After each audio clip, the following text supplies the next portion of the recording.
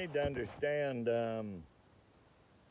my buddy John and I, we travel the country wide, mostly in Texas, and we talk about country lifestyle. Well, 72 years ago, I was born into country lifestyle, and when I think about empowering seniors for 2020 in this virtual event, I have to also consider the fact that yesterday, 10 years ago, 20 years ago, 40 years ago, life was a little different, even in the country. And yes, it's a blessing, but it's trying as well to live in the country. But I so love to have people of all ages come to the country to see us. And maybe we can organize a trip like that someday. Let me take the opportunity, first of all, being a senior, and for all of you that may live in a more urban than rural environment, that yes, we're blessed to be out here, but our days run a little longer because they start before the sun comes up and end sometimes long after. Cattle, livestock, horses, people, things that, all go with the country lifestyle. As I'm very honored to come into your home this morning or wherever you might be, I want you to think about a couple of things. I grew up in the country like a lot of you did, without running water in a house, a one-room schoolhouse, way out in the middle of the high desert in Nevada. You can call it Nevada if you want to, like Texans do.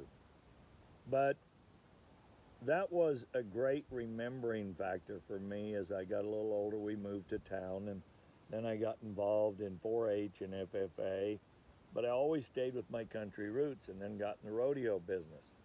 The rodeo business has allowed me to travel all over the world, 5 different continents, stay with a Western lifestyle.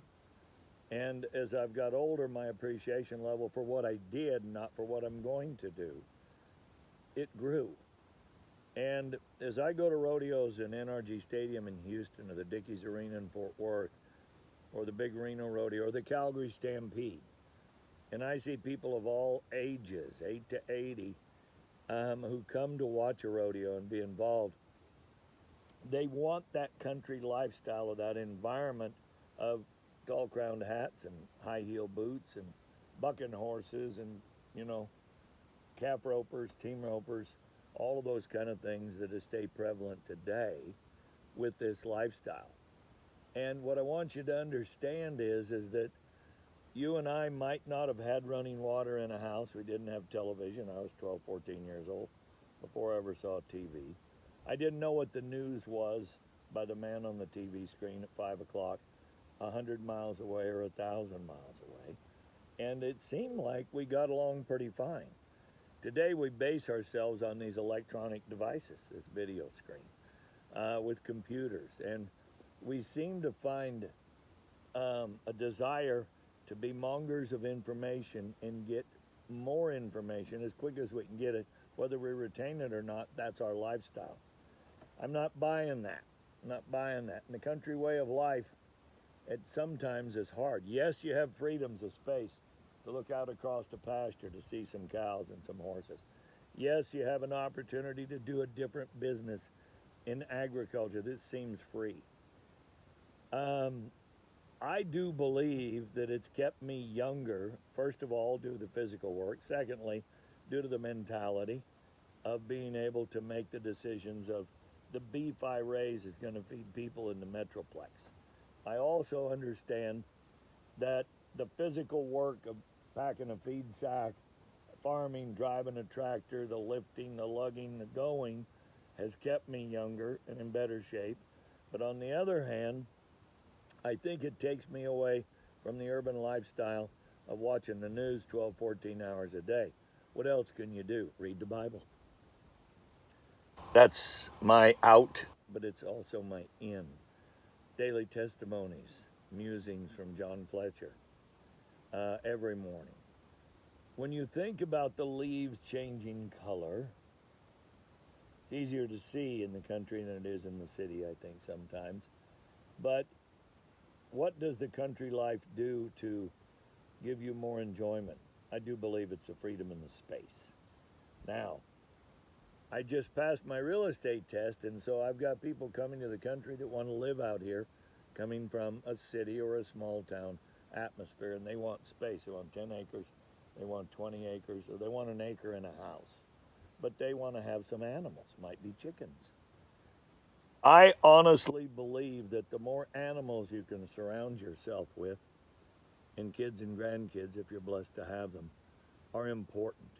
A country way of life, having more in a multitude of animals of diverse nature, breeds, kinds, creeds, colors, are healthy for you. Not just, a dog and a cat, but if you can have some chickens, if you can have guineas, I don't care what it is, they give you a purpose, because anytime that you take an animal out of a wild nature and bring them into man's domain, you become responsible for them, for their vet care, their health care, their food source, their water source, and where they sleep at night and how they perform during the day, how they grow and reproduce. So if I can say this to all of you seniors and empower you to think about this, can you just go to visit once a month, once a week, and see the country? Have somebody take you, or you drive out in the country. See what a farmer does and a rancher does to provide food. So many people don't understand this, but let me put this in your head. 2% of the world's population are farmers and ranchers. 2%. And they feed 98% of the world. I'm going to say that one more time. 2% of the country people that are ranchers and farmers feed 98% of the world. Food source of any and all kinds that grow from nature and the ground. Food source in raising cattle and pigs and chickens and turkeys and everything that we eat. Are we important to live out in the country?